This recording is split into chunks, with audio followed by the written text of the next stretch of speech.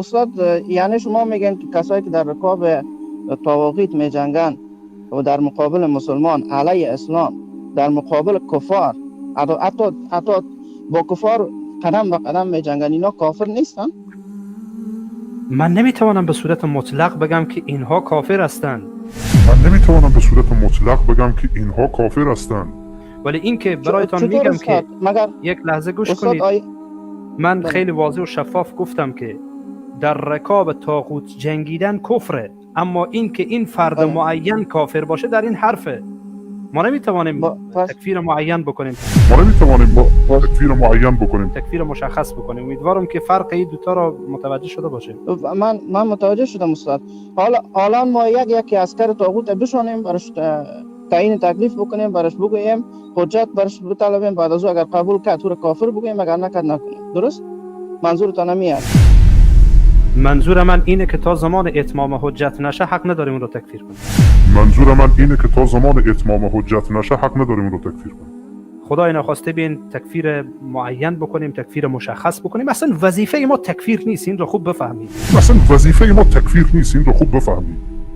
حتی این که واقعا ثابت بشه وظیفه من نیست، وظیفه شما نیست، وظیفه یک فرد عادی نیست.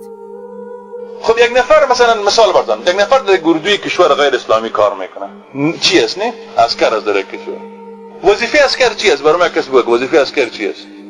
ما وقتی که میخوایم یک مسئله را مثلا ما بفهمیم که همین عسکری کردن در یک نظام غیر اسلامی جواز داره نداره، اول همین عسکری رو باید تعریف کنیم. وظیفه چی است اصلا؟ منصب از چی است؟ دفاع از نظام. دفاع؟ خب نظام چی است؟ نظام غیر شرعی است. عالمی عسکر که است در این نظام غیر شرعی، در عقیده به می است که میگه که با طاغوت باید جنگ باید صورت بگیره. عقیدهش به میست، عقیدهش به میست که طاغوت کافر است، با طاغوت باید جنگ صورت بگیره. در قلب خود با طاغوت دشمنی داره، در قلب خود با طاغوت متوجه باید، اظهار عداوت هم باش میکنه در مجالس که میشینه، بر طاغوت میگه کافر است، فی است، اظهار هم برش میکنه. خوب متوجه باشه، برش کافر هم میگه. خب اجتناب نمیکنه فعلی، فعلش با کافر است، با طاغوت نظامش میجنگه علیه مسلمانان. چی شدی؟ این مسلمان من دیگه کافر شد. من متوجه برادر به این باشین کسایی که از علما یک قسم فتوا را صادر میکنه که مردم کافر نیست، نظام اینا را از دستاشون بگیرن، از منصب پایینش کنیم. من نمیتوانم به صورت مطلق بگم که اینها کافر هستند. پس امروز کسایی که برنامه علمای سو یا مردم جاهل که از دین مطلقاً آگاه نیستن، از خاطر کسایی که از دین آگاه نباشن نباید در دین فتوا بدن.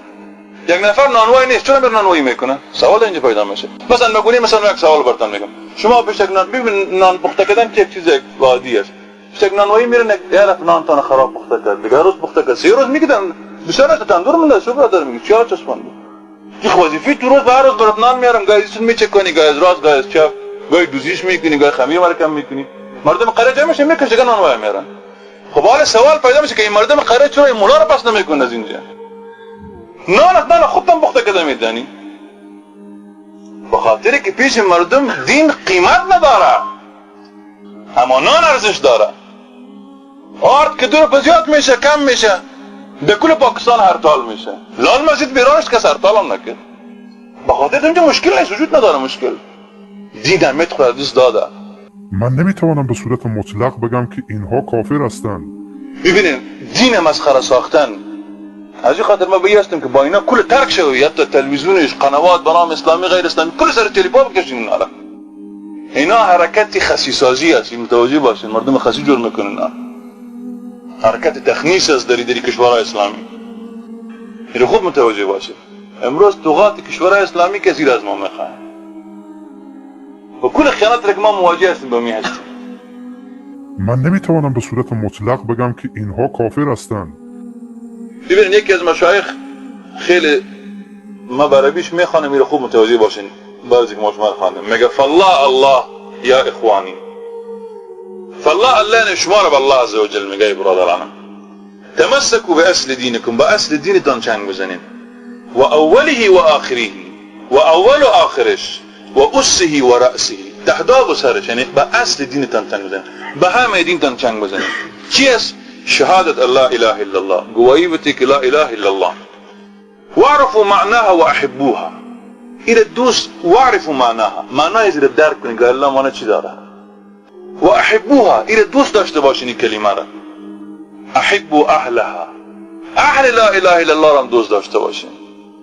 واجعلوهم اخوانكم، و اینا را برادرای خود بگردانید. ولو كانوا بعيدين، اگر هرقدر از شما دور باشن. واکفروا بالطواغیت، به طاغوت ها همگی کافر شوین. هر چی که طاغوت باشه، جماد و حجر و مثلا وظیفه ما تکفیر نیست، این رو خوب بفهمید. و اعدوهم، با اونا دشمنی کنین. و ابغضوهم، با اونا اظهار دشمنی کنین، اظهار بغض کنین با اونا. و ابغضوا، و همچنان شما اظهار بغض کنین با کسایی که من احبهم، کسی که طواغیت دوست دارن. او جادل عنهم، یا کسایی که از این دفاع میکنن. او لم یکفرهم، یا کسایی که تکفیر نمیکنن. ما نمیتوانیم تکفیر معین بکنیم. اونا رو دوست نداشته باشین. او قال یا اترکو، بگویا که ما علی منهم، او میگه با ما چی؟ یا ای بگویا که ما کلفنی الله بهم، مرا میگه الله مکلف نساخته که من را کافر بگویم، با اینا دشمنی کنم. بس کسی هست نی؟ مثلا وظیفه ما تکفیر نیست، این رو خوب بفهمید. غیرم الله میگه من چی حالا ما کاری دشمنی کنیم میکنم. با بدر میگه حالا قرن 21 هستیم، چی مشکلات با ما میگه جور میگه. یک نماز روزه است، میگه اسلام کلمی است. خب ببین اگر کسی گفت میزنه که من الله مکلف نساخته که ما با دشمنی کنم، با کافر دشمنی کنم، با طاغوت دشمنی کنم. ببین شیخ چی میگه؟ فقط کذب علی الله و افترا. مثلا وظیفه ما تکفیر نیست، این رو خوب بفهمید. این میگه به الله دروغ میگه، بسته کرده و تهمت کرده. فقط کلفه الله بهم، میگه الله را مکلف ساخته که میگه کارو باید کنه. و افترض علیه الکفر بهم، کفر بالایش فرض کرده که به اینا کافر شوه. والبراءة منهم، از اینا بیزاری بجویه. ولو كانوا اخوانهم و اولادهم، اگر برادرایش و اولادایش هم باشه. فالله الله، پس بخاطر الله عز وجل تمسكوا بذلك، شما باید چنگ بزنین. لعلكم تلقون ربكم، شاید شما الله را ملاقی شوین در حالی که لا تشركون به شیئا، که دو شما با الله شریک نگرفتین. اللهم توفنا مسلمین، بار الله ہمارا مسلمان بمیران و الحقنا بالصالحین، و ہمارا چی کو یک جا بگردن با چی با مردم صالح چی کنی یک جای ما را بگردن. پس آن مختصر به از وقتی که ما گفتیم طاغوت، یعنی به این معنی که عبادتش باطل است، از این اجتناب میکنیم، هم به فعل هم به قول خود اجتناب میکنیم. و سیم به است که با دشمنی میکنیم، اظهار بغض میکنیم. و پنجم به است که تکفیرش میکنیم و حساب کافرش میکنیم.